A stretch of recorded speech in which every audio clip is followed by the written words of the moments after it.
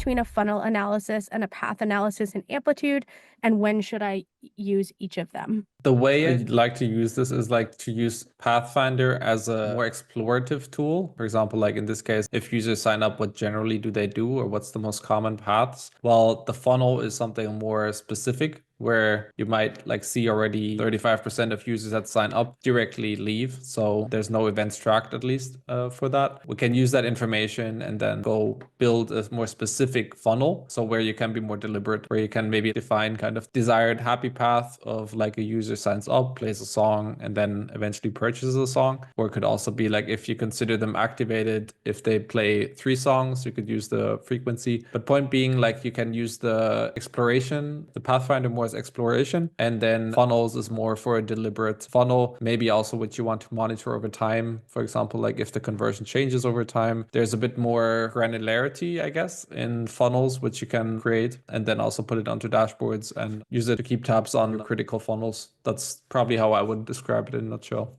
Awesome.